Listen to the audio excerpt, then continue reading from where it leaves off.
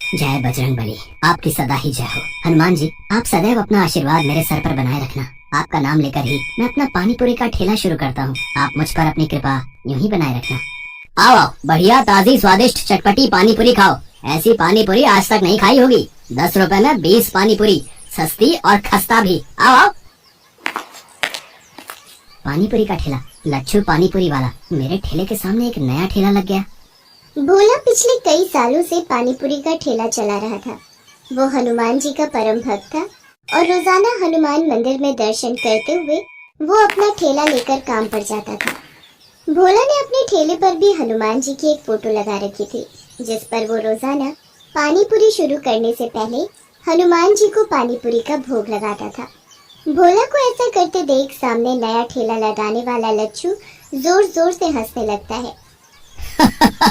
ऐसा तो भाई पहली बार देखा है, हैं?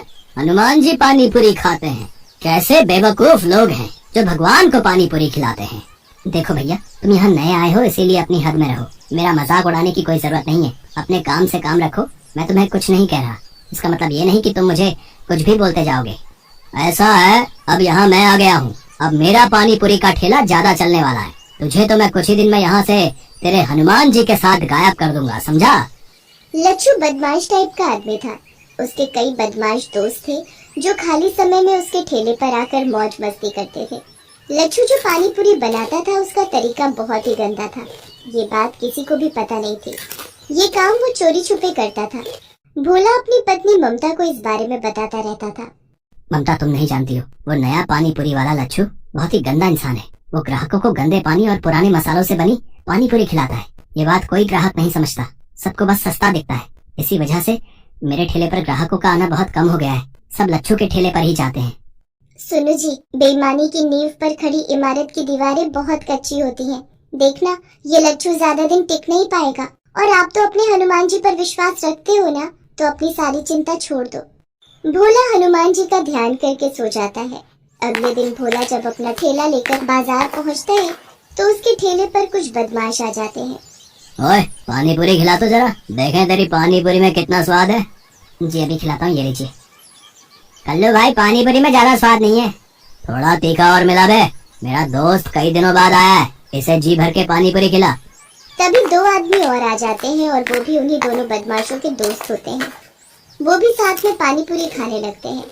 उनमें से 2 लोग भोला के सिर पर मार मार कर बात कर रहे थे। भोला को ये सब पसंद नहीं आ रहा था। अरे आप लोग ये कैसी हरकत कर रहे हैं? खिला तो रहा हूँ, इंसान हूँ, कोई मशीन नहीं। खिलाने में समय तो लगता ही है। अब आप 4, मैं 1 खिलाने वाला। चलो भाई चलते हैं, बस कर बे। अरे अरे, कहाँ जा रहे हो? मेरे पैसे तो दे जाओ। कौन से पैसे? अरे तुम लोगों ने जो पानी पूरी खाई है, मैं उसके पैसे मांग रहा हूँ। हमसे पैसे मांगेगा? जा नहीं देते। बोल क्या कर लेगा? ये क्या बदतमीजी है? तुम तो गुंडागर्दी कर रहे हो। मेरी मेहनत की कमाई है, वो तो तुम्हें देनी ही पड़ेगी। साले, हमसे पैसे मांगता है, अभी तुझे बताते हैं। चारों बदमाश भोला को बुरी तरह पीटने लगते हैं और उसका पानी पूरी का ठेला पूरा तोड़ देते हैं। सामने खड़ा लच्छू पानी पूरी वाला जोर जोर से हंस रहा था। और मारो, आज के बाद इसे पानी पूरी बेचने के लायक ही मत छोड़ना। आसपास से जाते हुए लोग बदमाशों से इतना डर गए थे कि कोई भी भोला की मदद को नहीं आया। बदमाश लच्छू के दोस्त थे। वो जब वहाँ से चले गए तब एक व्यक्ति ने भोला की मदद की और उसे रिक्शा पर बिठाया। भोला लहूलुहान घर पहुंचा। उसकी हालत देखकर ममता घबरा गई और उसे डॉक्टर के पास ले गई। भोला के हाथ पैरों में बहुत चोट थी। डॉक्टर ने भोला को कुछ दिन आराम के लिए बोल दिया। ममता, ये सब उस बदमाश लच्छू पानी पूरी वाले का ही किया धरा है। हे बजरंग बली, ऐसे पापियों को सजा क्यों नहीं मिलती? अब मैं काम पर कैसे जाऊंगा? भोला भी ममता से बात कर ही रहा था कि तभी दरवाजे पर दस्तक होती है। कौन है? रुको, आती हूँ। अरे रतन, तू? प्रणाम दीदी, कैसी हो? अरे ये जीजा जी को क्या हुआ? ये चोट? तू आ बैठ, पहले कुछ खा पी ले, फिर सारी बात बताती हूँ।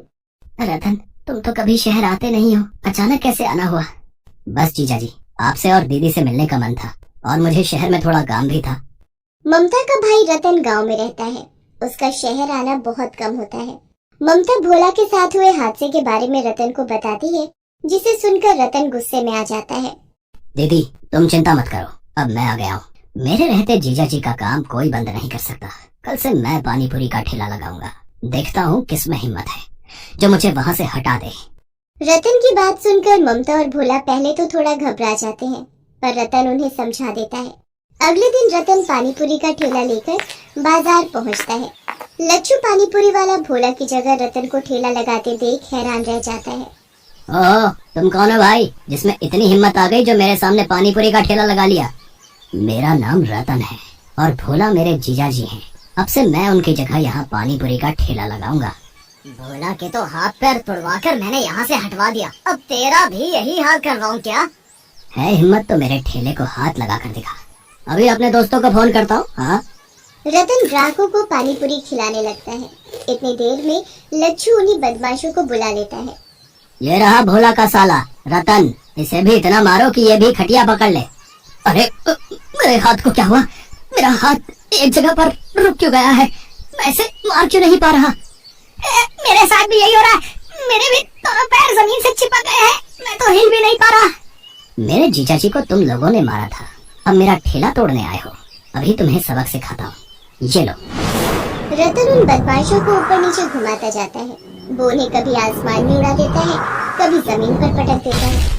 रतन वास्तव में कोई और नहीं बल्कि हनुमान जी थे, जो भोला की सहायता के लिए धरती पर आए थे। वो तो बदमाशों को सबक सिखाना चाहते थे ताकि वो दोबारा कभी भोला को परेशान न कर सके, और ऐसा ही हुआ।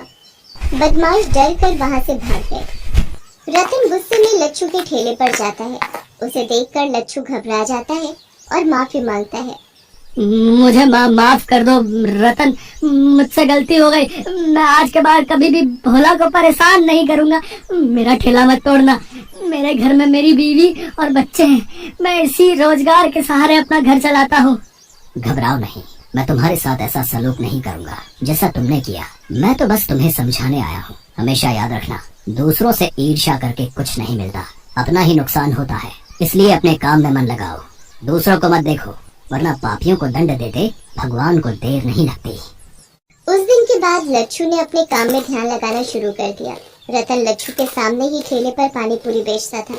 रतन की पानीपुरी लोगों को इतनी स्वादिष्ट लगती थी कि लोगों की भीड़ बढ़ती चली गई। रतन कुछ महीनों तक वहीं रुका। रतन ने काफी पैसे जोड़ लिए थे। वो पैसे उसने भोला के हाथ में दिए। जीजा जी, ये पानीपुरी की कमाई के रुपए हैं। अब आप इन रुपयों से अपनी एक दुकान और मकान खरीद सकते हो। मैं कल सुबह ही गांव वापस चला जाऊंगा। आपकी तबीयत में भी अब सुधार है और मेरा काम भी यहाँ पूरा हो चुका है। रतन, तुमने सचमुच मेरी बहुत मदद की है। मानो हनुमान जी ने तुम्हें मेरी सहायता के लिए भेज दिया हो। भोला की बातों को सुनकर रतन मुस्कुरा देता है। इतनी देर में ममता को एक फोन आता है। हेलो दीदी, कैसी हो? पता चला जीजा जी का एक्सीडेंट हो गया था। मैं कल सुबह माँ के साथ उन्हें देखने आ रहा हूँ। ठीक है, मैंने सोचा मैं तुम्हें बता दूं। अगर फोन पर रतन है तो सुनो जी, ये कौन है? ममता को घबराता देख हनुमान जी अपने असली रूप में आ जाते हैं। उन्हें सामने खड़ा देख भोला और ममता दोनों की आंखों में आंसू आ जाते हैं। प्रभु, आप मेरी मदद को आए। आपकी महिमा अपरंपार है प्रभु। भोला, तुम्हें तो पता ही है, जब भी कोई भक्त सच्चे हृदय से मेरी पूजा और उपासना करता है, मैं उसकी मदद के लिए अवश्य आता हूँ। तुम मेरे सच्चे भक्त हो। हमेशा ऐसे ही ईमानदारी और मेहनत से काम करते रहना। मेरा आशीर्वाद सदैव तुम्हारे साथ है। इतना कहकर हनुमान जी अंतर ध्यान हो गए। भोला ने उन रुपयों से एक दुकान और एक मकान खरीद लिया और अपनी पत्नी ममता के साथ खुशी खुशी जीवन बिताने लगा।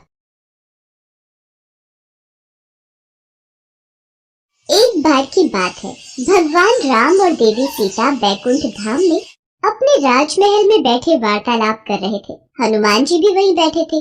वार्तालाप के बीच में माँ सीता भगवान राम से बोली, प्रभु, बहुत समय से धरती का चित्रण नहीं देखा। पृथ्वीवासी सब प्रकार से कुशल मंगल तो है ना? मैं सोच रही थी एक बार धरती का चित्रण मेरे समक्ष अंकित कर देते तो मैं धरती वासियों का हालचाल जान लेती। देवी सीता, आपको चिंतित होने की आवश्यकता नहीं है। मैं अभी आपको धरती का चित्र दिखाता हूँ। भगवान राम ने हवा में हाथ उठाया और धरती का चित्रण उनके समक्ष आ गया। धरती पर मनुष्य, जीव जंतु सब दिखाई देने लगे। उन्हीं के बीच हनुमान जी की नजर राम मंदिर में बैठे एक पंडित पर गई। राम सिया राम, जय जय राम। राम सिया राम, सिया राम जय जय राम। हे प्रभु, हनुमान जयंती उत्सव आने वाला है। इस बार भक्तों का चढ़ावा आ जाए तो मुखिया जी मुझे अच्छे पैसे दे देंगे, वरना भक्तों का चढ़ावा कम आता है तो मुखिया जी भी पैसे देने में बहाना करते हैं। किस सोच में डूबे हो पंडित जी? क्या विचार किया है? हनुमान जयंती पर ऐसा क्या प्रस्तुत करोगे ताकि भक्तों की भीड़ लगी रहे? देखो पंडित जी, अब ये कथा कीर्तन सुनने कोई नहीं आता। एक दो भक्तों से कितना चढ़ावा इकट्ठा हो जाएगा ये आप भी जानते हो।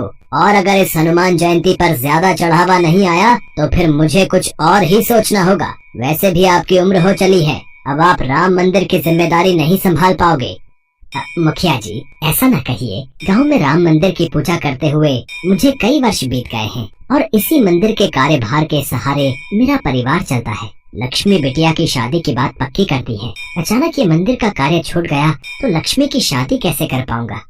ठीक है, फिर हनुमान जयंती उत्सव आने तक ऐसी रौनक लगाना कि भक्तों की भीड़ दिन रात राम मंदिर में आती रहे। मंदिर में हनुमान जी की सोने की मूर्ति लगवानी है। इसके अलावा जितना चढ़ावा आएगा कार्य उतनी जल्दी संपन्न होगा।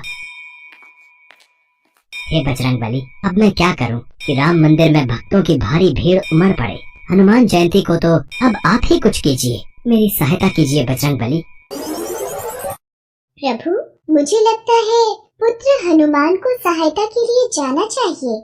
सीते, हम भी हनुमान को यही कहने वाले थे। पवन पुत्र, तुम इसी समय धरती लोक पर जाओ और पंडित जी की सहायता करो। उन्होंने तुम्हें सच्चे हृदय से पुकारा है। ठीक है प्रभु, मैं इसी समय धरती लोक पर पहुंच जाता हूँ। हनुमान, तुम्हें साधारण मनुष्य की भांति ही पंडित जी की सहायता करनी होगी और आवश्यकता पड़ने पर ही अपनी शक्तियों का उपयोग करना। श्री राम और माता सीता की आज्ञा पाकर हनुमान जी मनुष्य रूप में धरती लोक में पंडित जी के पास पहुँचे। जय श्री राम पंडित जी, मैं बड़ी दूर से आया हूँ। क्या कोई काम मिलेगा? आपकी अति कृपा होगी।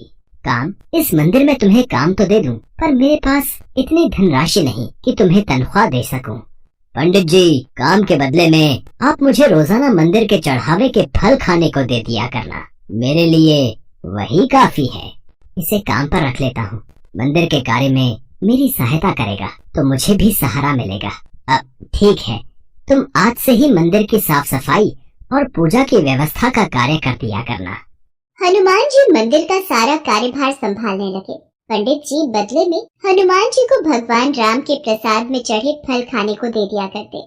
हनुमान जी के आ जाने से पंडित जी को भी सहारा हो गया था। एक सुबह जब पंडित जी कथा कर रहे थे, हनुमान जी अपने असली रूप में आ जाते हैं और मंदिर में भजन गाते हुए नृत्य करने लगते हैं। आते जाते भक्तों की भीड़ लगनी शुरू हो जाती है। भक्त मंदिर में चढ़ावा चढ़ाकर और आशीर्वाद लेकर हनुमान जी के भजन और कीर्तन नृत्य का आनंद ले रहे थे। ये सदानंद बजरंगबली की वेशभूषा पहनकर कितनी सुंदर झांकी प्रस्तुत कर रहा है। भक्त भी सदानंद को हनुमान जी के रूप में देखकर खुश हो रहे हैं।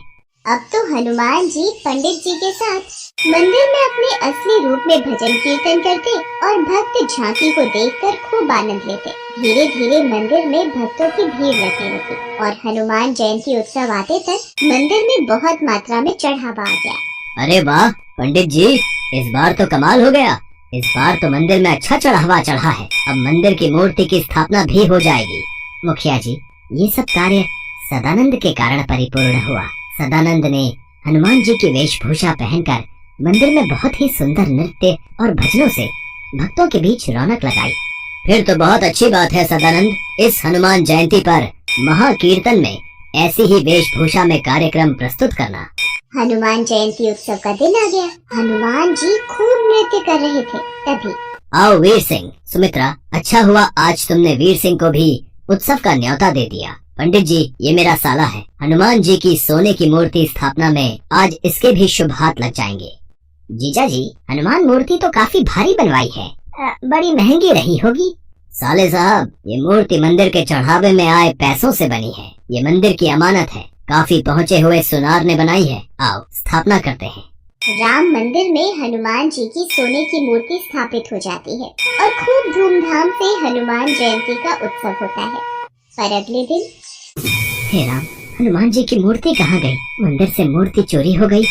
जीजा जी, हो ना हो, ये हनुमान जी की सोने की मूर्ति पंडित जी ने ही चुराई है और उनकी बेटी का ब्याह है और उन्हें पैसों की जरूरत है। तुम ठीक कह रहे हो वीर सिंह। पंडित जी को जब पुलिस पकड़ कर ले जाएगी तभी वो सच बोलेंगे। ऐसे उनके मुंह से सच नहीं निकलेगा। पुलिस को बुलाओ, पंडित को गिरफ्तार करेगी। इंस्पेक्टर साहब, असली चोर पंडित जी नहीं, मैंने ही मंदिर से मूर्ति चोरी की है। आप मुझे गिरफ्तार कीजिए, पंडित जी को नहीं। अरे सदानंद, तू ये क्या कह रहा है? तू ये सब क्यों कह रहा है? तू ये सब क्यों कर रहा है? इस चोर ने अपना गुनाह खुद ही कबूल कर लिया है। अरे गिरफ्तार कर लो इसे। इसे कड़ी से कड़ी सजा देना इंस्पेक्टर साहब। इसने चोरी की है, वो भी हनुमान की मूर्ति की। अच्छा हुआ चोरी का इल्जाम उस सदानंद पर आ गया। अब मैं इस मूर्ति को बेचकर ढेरों पैसा कमाऊंगा। अरे कौन है? कौन है? अरे ये कौन मुझे थप्पड़ मार रहा है? कोई सामने क्यों नहीं आता? मैं सदानंद के रूप में हनुमान हूँ जिसे तूने गिरफ्तार करवाया। पुलिस के सामने तुझे सच बोलना होगा कि असली गुनाहगार तू है। तूने मूर्ति चुराई है और तू उसे बेचने वाला है। मत मारो, मत मारो, मैं पुलिस को सब सच बता दूंगा। मेरे मन में लालच आ गया था, मुझे छोड़ दो। वीर सिंह भागता हुआ पुलिस थाने पहुंचता है। इंस्पेक्टर साहब, मुझे बचाओ। सदानंद मतलब हनुमान जी मुझे पीट रहे हैं। मैं अपना गुनाह कबूल करता हूँ। मैंने ही हनुमान जी की मूर्ति चुराई है। वो तो बात सही है, पर तेरा दिमाग खराब हो गया है के? हैं? सदानंद तो सामने देख, जेल में बैठा है। वो तेरे पास कैसे आ सकता है? नहीं इंस्पेक्टर साहब, वो मेरे पीछे ही खड़ा है। वो मुझे पीट रहा है। मुझे जल्दी से जेल में बंद कर दो। मैंने अपना गुनाह कबूल कर लिया है। इतनी देर में पंडित जी और मुखिया भी गांव के सभी लोगों के साथ पुलिस स्टेशन पहुंचते हैं। इंस्पेक्टर साहब, सदानंद ने कोई चोरी नहीं की, इसे छोड़ दीजिए। वीर सिंह अपना गुनाह कबूल कर लेता है। सदानंद यानी हनुमान जी को पुलिस छोड़ देती है। तभी वहाँ भगवान राम और माता सीता प्रकट होते हैं। हनुमान, अब तुम अपने असली रूप में आओ और अपने भक्तों को दर्शन दो। जो आज्ञा प्रभु। जय श्री राम। सदानंद, साक्षात हनुमान। हे बजरंगबली, आप मेरे साथ इतने दिन तक रहे और मैं आपको पहचान नहीं सका। आपने मेरी इतनी सहायता की। पंडित जी, जहाँ भगवान राम की कथा होती है वहाँ हनुमान जरूर होते हैं। आपने मुझे सच्चे हृदय से याद किया था तो भला मैं कैसे न आता। देखना, अब आपके जीवन के सारे दुख दूर हो जाएंगे। पंडित जी की आंखों में आंसू आ जाते हैं। पंडित जी और मुखिया जी समेत सभी गांव वाले हनुमान जी को सिर झुकाकर प्रणाम करते हैं। उस दिन के बाद मुखिया पंडित जी को कभी भी मंदिर से जाने के लिए नहीं कहता। हनुमान जी की कृपा से पंडित जी के जीवन में खुशियाँ आ जाती हैं और वो